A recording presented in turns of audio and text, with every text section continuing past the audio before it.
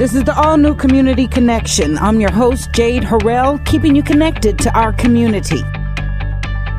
Join us for an exciting evening as we celebrate and support the founding of the Concordance Academy of Leadership. Concordance is thrilled to welcome General Colin Powell as the keynote speaker for its first annual Gateway Gala. I am joined today by Danny Ludeman, former CEO of Wells Fargo Advisors, now the president and CEO of Concordance Academy. Thank you for joining me today. It's great to be here, Jade. What a tremendous shift, Danny. Tell me about why you decided to move over to this aspect of work and become the lead for Concordance Academy. Well, it starts really with when I announced my retirement at Wells Fargo Advisors. I got this beautiful letter from an individual named Candace O'Connor, who was head of the board of a small nonprofit in town called Project Cope. Yeah. And she reached out as they were looking for a new executive director. And I agreed to meet with her primarily because this really was one of the most heartfelt notes I've ever received in my life. And I met with her and the existing executive director twice. But it was during the second meeting that I heard what I refer to as the major problem. And I never heard this before. I've always been involved in the community, very active, like being up on things, ran the United Way, chamber. But it was the first time in my life that I heard the problem, which is 77% of individuals returning from prison or coming out of prison, they return in 3 to 5 years. So, in essence, 77% of people being released are reincarcerated 3 to 5 years. And it's been this way for 30 years with absolutely no progress. And so when I heard that, while I couldn't agree to become their executive director because I just enrolled in seminary and wanted a little bit more time to discern what I wanted to do, I did agree to help them with a strategic plan, an area that I love, strategic planning. And so what happened was we assembled a very large group that grew to about 70 people. Given that I didn't know anything about this topic, we wanted to make sure we assembled experts on the subject of criminal justice and reentry. And so we had the governor's office was involved with his chief of staff, George Lombardi, the head of corrections and parole for the state of Missouri. I was on the board of WashU at the time, so Mark Wrighton introduced me to Dr. Carrie Pettis Davis, who is one of the leading experts in the country. We had Umzel Slew, the mayor, the county executives, police chiefs, Dan Isom, lots of different people. And basically what the group did is they were segmented into various groups looking at all aspects of this problem. And what we're trying to do was answer really one question, and that was, with proper leadership, resources, and evidence-based practices, could we dramatically lower reincarceration rates here in St. Louis and then across the country? And we wanted to be able to do this in a scalable fashion. So after 9 months of intense work, we concluded, the entire group was unanimous in their response, which was, yes, we could lower reincarceration rates dramatically. And that's when we began the work of implementing our plan. And that's when I agreed to lead Concordance Academy as my second full-time career. And so what's happening is Project Cope, who has been doing wonderful things in the community for 30 years, things like housing, case management, and providing a house of worship teams to mentor these individuals when they come out for a year. We're going to be greatly expanding that, and Project Cope emerged into the Concordance Academy of Leadership. They took a big leap of faith to do so, so I'm very appreciative to Candace and the board members who agreed to do this. And so, now what we're trying to do is we want to make sure that people are fully aware of this horrific problem. We want the entire community to realize that the third biggest social issue behind poverty and disease facing our country today is really the devastating effects on individuals, families, and communities caused by this fact, that 77% of those released return in 3 to 5 years. And so this isn't some subjective judgment that I've come up with defining it as the third largest social issue. I'm just looking at the numbers. So if you just look at the number of people affected, if you count people that have been incarcerated or are incarcerated and their immediate family members, it adds up to 100 million people. And so Concordance Academy Leadership will dramatically reduce this number. First here in St. Louis, then our goal is to go to other cities within Missouri and then to take it nationally. That's right. And what I also didn't realize, and while there are a number of needs, so many needs in our community, what I didn't realize until we dug into this issue is that it truly is one of the biggest source issues out there. The source issue means different things to different people, but what I mean by it is that from this issue of individuals, families, and whole communities being annihilated because of mass incarceration, you have so many other issues that fall from that. So let me give you a couple examples. The largest percentage of homeless in St. Louis and the country are ex-offenders. One of the largest users of social services for children are those that have a parent incarcerated. One of the largest reasons for single-parent households in this country is mass incarceration. One of the largest users in the country of both substance abuse treatment centers and mental health clinics are ex-offenders. The majority of crime committed in St. Louis and really across the whole country are committed by ex-offenders. Roughly 60% of the crime committed in this country are committed by ex-offenders, and most of the time, this is out of a desperation for money. Another source issue is the largest segment of the unemployed are ex-offenders.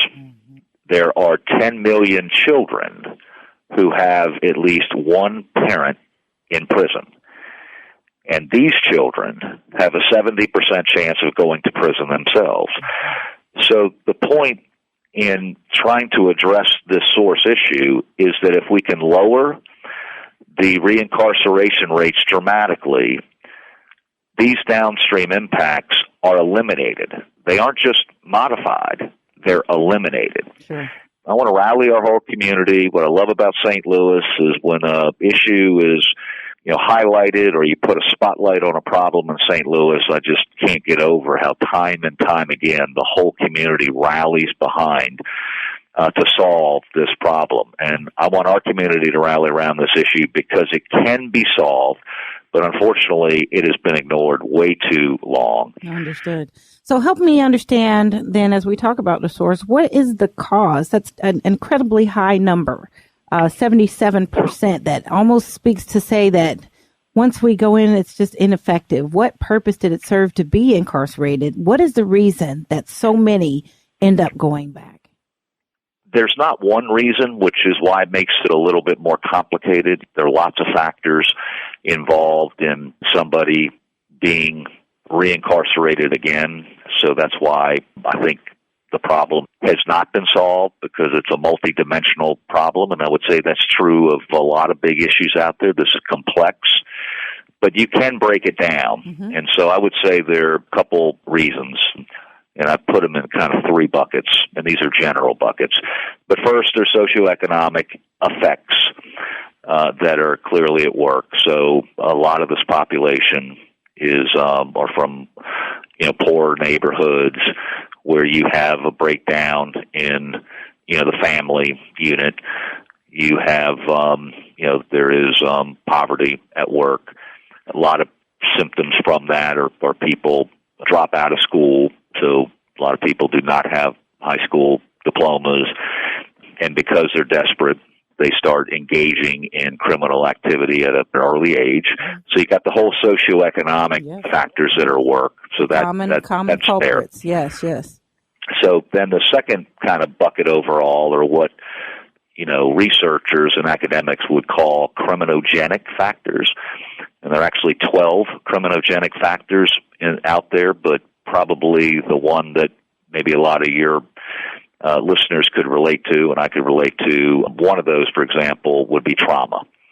So individuals, children that experience great trauma, whether it's physical or mental, that has a high correlation to certain types of behavior that lead to criminal activity. And there are a number of those.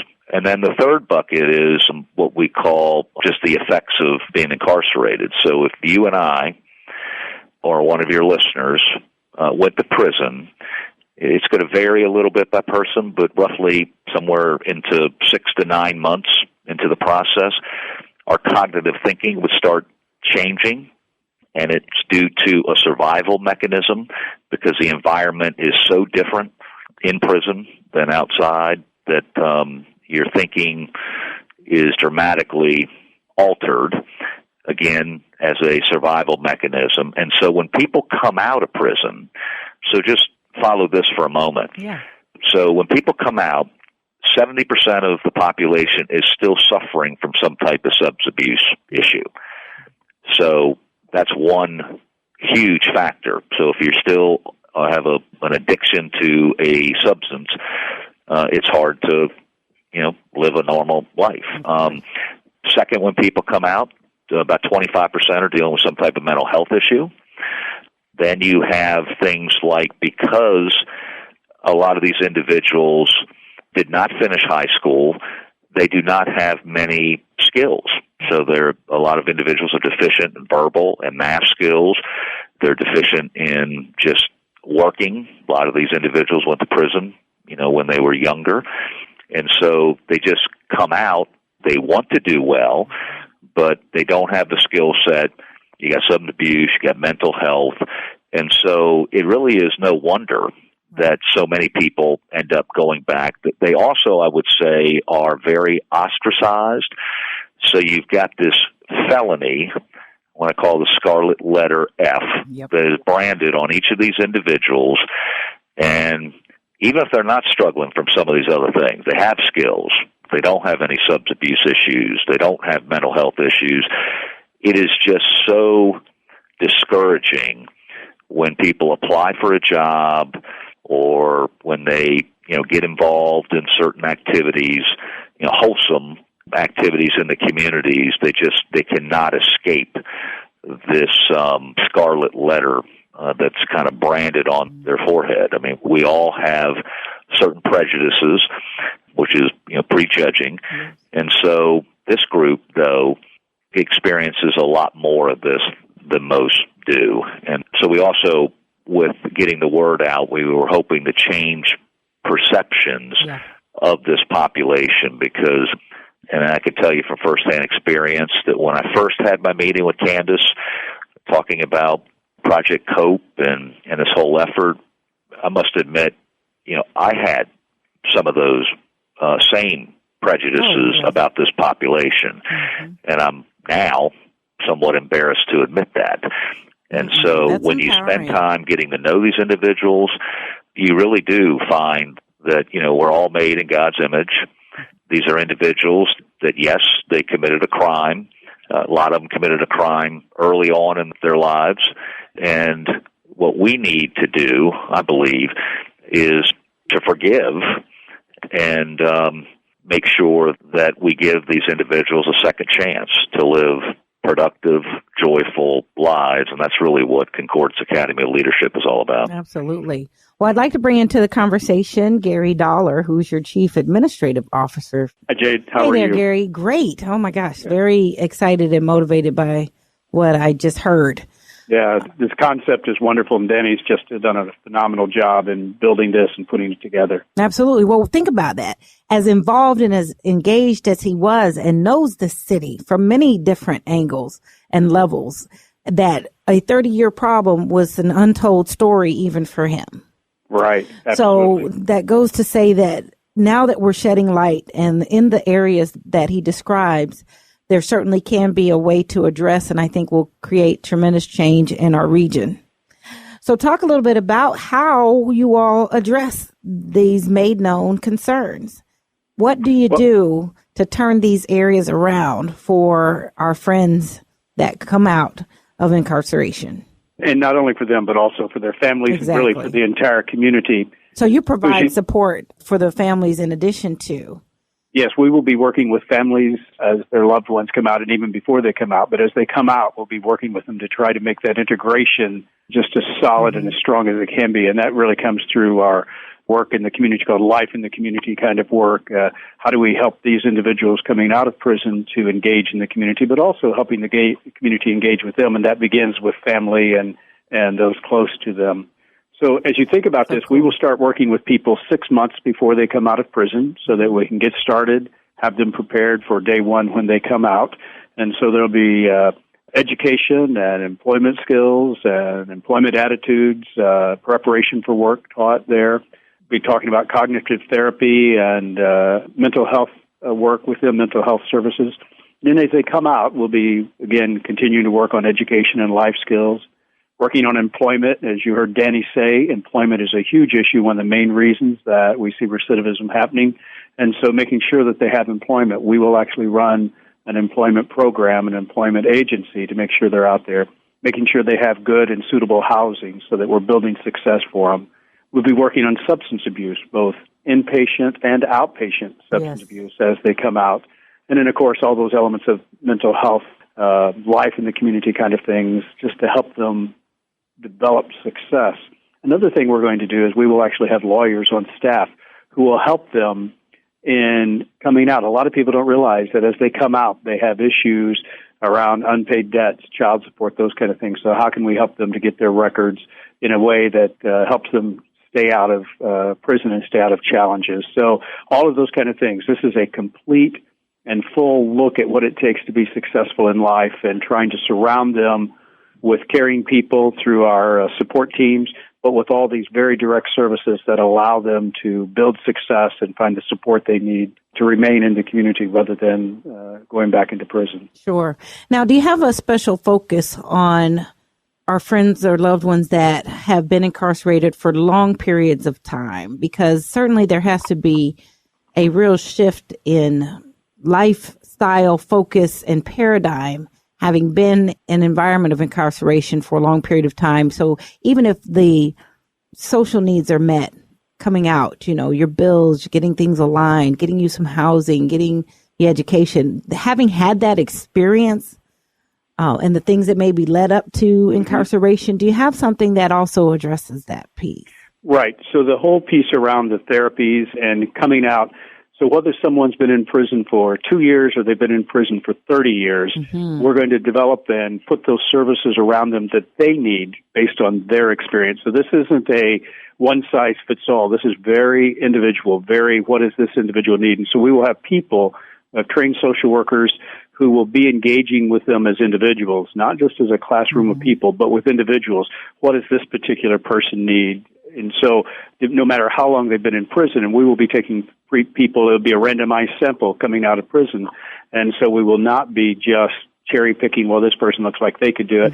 We'll be taking anyone, whether they've been in prison for 2 years or they've been in prison for 30 years. And the Concordance Institute over at WashU is really helping us build these services out to make sure that we're monitoring our results and making sure that we're actually doing the kind of things that are going to get the results that we need to get, and that there's real fidelity to delivering these services in a way that's going to cause the reincarceration rates to lower.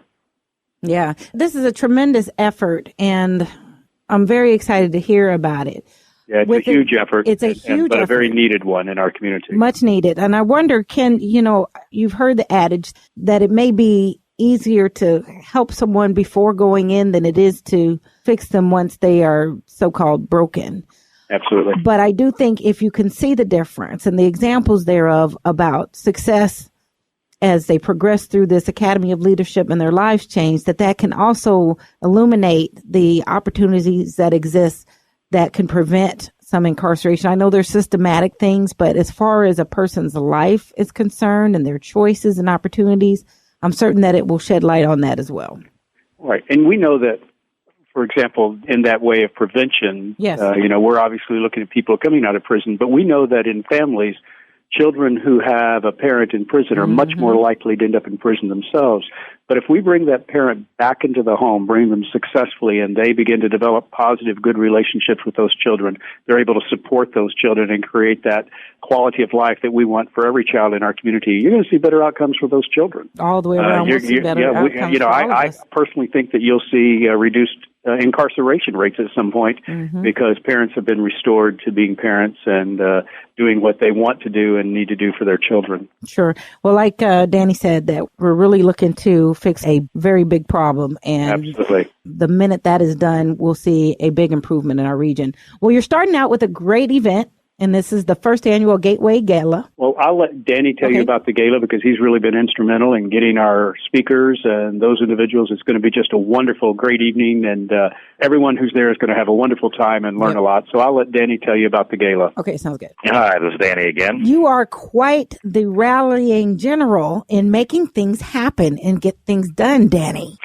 Well, it's... I must admit, if people had asked me a year and a half ago, this is what I'd be doing now, I would have told them they're probably crazy. But it's what changed? It actually is the most divine thing that I've been involved with, just seeing all the pieces come together. I mean, being able to, work with one of my long-term friends, Gary Dollar, and the other members of our executive team that we've attracted. It's just, we were able to pre-fund the academy.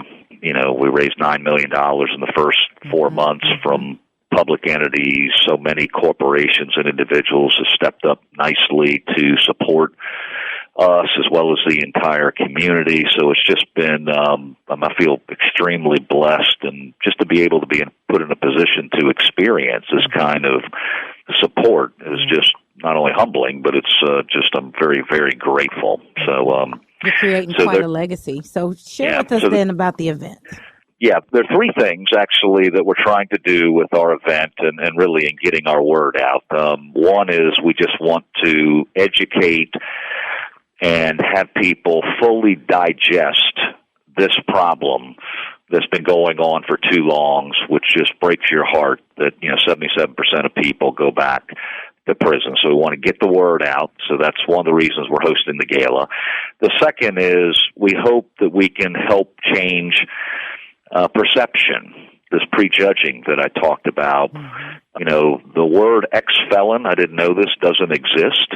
It's not a word, really, because you're a felon for life. And so these individuals can't get away from it. So we want to raise awareness and help change some of this prejudging. I mean, these are individuals, these are sons and daughters, these are many times moms and dads who have made a mistake. They've committed a crime. But as I said, each of these individuals are all created in God's image. Yes, they're sinners, just like you and me, but they have paid their debt to society, and now they desperately need skills, advice, and most of all, they need love. And so we're trying to help change the perception of the population. And I think when we introduce some of the individuals that have been part of Project Hope or the Academy, it'll make a big difference. And then we want to get people, obviously, your kindness to have Gary and I on your program is to get people there. The gala is November 20th, so we're 3 weeks away. It starts at 6 o'clock. It's at the Ritz-Carlton. The reception's at 6, and then the dinner will follow. We're very, very fortunate to have General Colin Powell as our keynote speaker. He is very passionate about this particular subject, this third largest social issue affecting our country today. And so he's graciously agreed to be there, talk about it. He'll be doing a Q&A as well. And so we're fortunate that that's taking place. We'll also have other people that will be in attendance. Mark Wrighton will be speaking at the event, the head of Washington University. As Gary mentioned, the Washington University is a partner with us, the Institute. We're attached at the hip. And if it wasn't for WashU, we would not be where we are today. And in particular, Dr. Carrie Pettis-Davis, who is the head of the Institute now.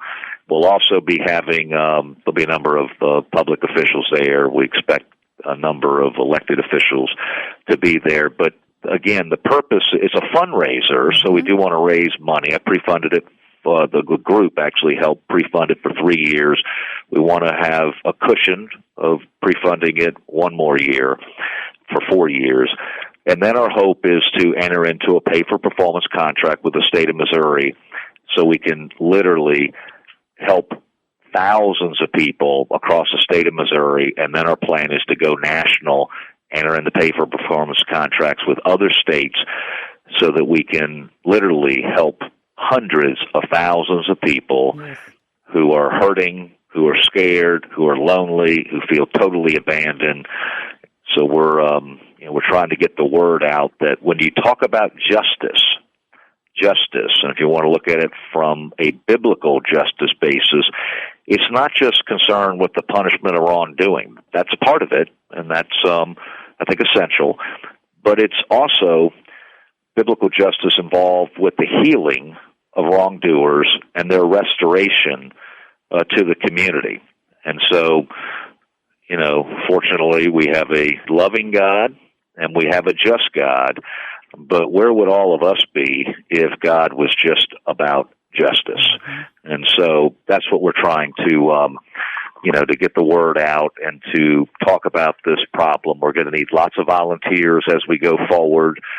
And one other point that I didn't mention that is of interest to a lot of people is that when I mentioned the source impact and the source effect, that most of the crime in the St. Louis region is committed by ex-offenders.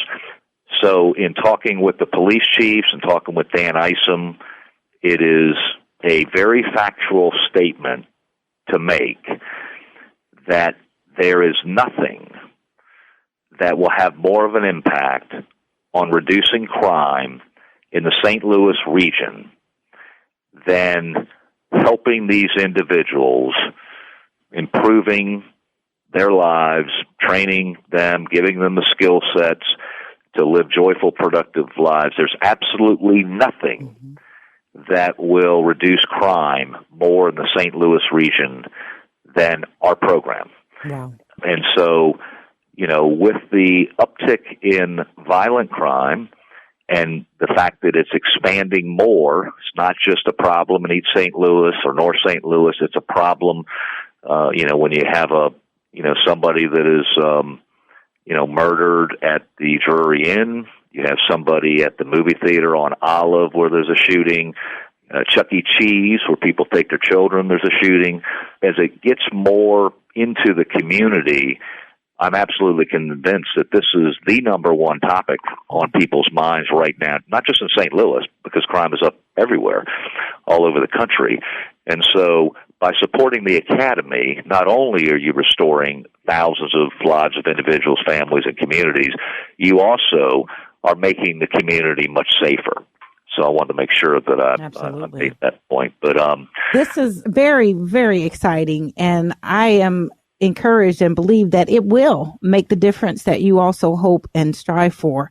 And we are excited to celebrate and support you in the founding of the Concordance Academy of Leadership. Everybody, Friday, November 20th at the Ritz-Carlton, St. Louis from 6 to 10 p.m., your opportunity to get on board, to find out more, to provide support, and encourage those that are encouraged to make a difference in our region. Your attendance will help the Academy of Leadership improve individual and community well-being, as well as assist in reducing the high rates of incarceration. Look forward to meeting the General Colin Powell, who is the keynote speaker for this first annual event, and hoping to see you all there. You can get tickets by going to gatewaygala.org. That's gatewaygala.org. And tickets and sponsorship information is also there, as well as all you need to know about Concordance Academy of Leadership. Again, thank you so very much, Danny Ludeman, who is the president and CEO of Concordance Academy. Thank you. Great being with you. And thank you as well for Gary for being with us and giving the insight on the program. We all hope to see you there. Thank you so much. We really appreciate you doing this. All right, that's it for this week. If you have questions or comments or have something you'd like to include in the community calendar, you can leave a message on our message box at 314-333-8369, 314-333-8369. And for more information about our show or any of our guests, you can visit us online and listen to the podcasts at Spreaker.com. That's Spreaker.com. And search Community Connection with Jade Harrell. You all be blessed, do blessed, and take care.